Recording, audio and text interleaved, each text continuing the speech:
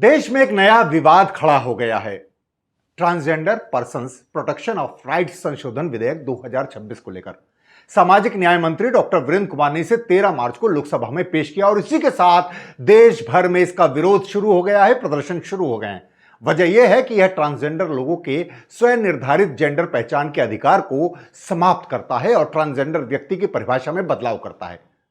सरकार कह रही है कि 2019 के कानून को स्पष्ट और मजबूत बनाने का प्रयास है, लेकिन सवाल है कि क्या सच में सुधार है या अधिकारों में कटौती और राज्य का हस्तक्षेप बढ़ाना।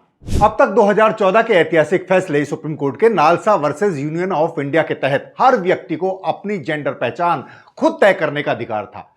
ट्रांसजेंडर एक तीसरे लिंग के रूप में मान्य है। यह सिर्फ एक कानूनी प्रावधान नहीं था, यह गरिमा, स्वतंत्रता और आत्मसम्मान का सवाल था। लेकिन नए संशोधन में सबसे बड़ा बदलाव यही है, सेल्फ आइडेंटिफिकेशन यानी मैं कौन हूं तय करने का अधिकार अब सीमित किया जा रहा है। अब इसके लिए मेडिकल जांच, सरकारी प्रक्रिया और बाहरी सत्यापन की व्यवस्था की जा रही है।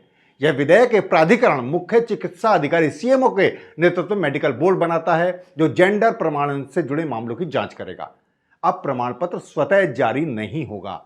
जिला मजिस्ट्रेट को प्रमाण पत्र देने से पहले मेडिकल अथॉरिटी की सिफारिशों की समीक्षा करनी होगी। सर्जरी के बाद प्रमाण पत्र संशोधन अनिवार्य कर दिया गया है। जो व्यक्ति सेक्स रीअसाइनमेंट सर्जरी यानी एसआरएस कराते हैं, उन्हें संशोधित जेंडर प्रमाण पत्र के लिए आवेदन करना अनिवार्य होगा, जबकि पहले यह वैकल्पिक था।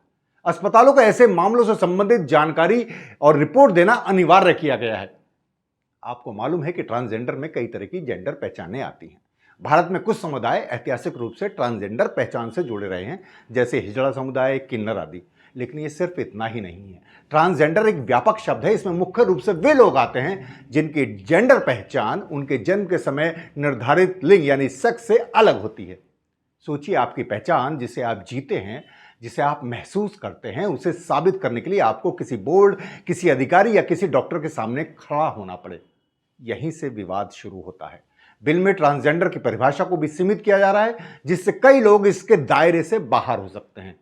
और इसका असर सिर्फ पहचान तक सीमित नहीं रहेगा, बल्कि शिक्षा, नौकरी, स्वास्थ्य जैसी बुनियादी सुविधाओं तक पहुंच पर भी इसका असर पड़ेगा।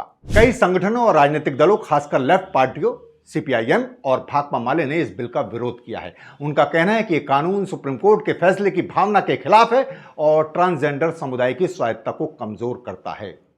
अब देखिए, देश भर में इसको लेकर प्रदर्शन हो रहे हैं। इस पर सरकार क्या रुख अपनाती है।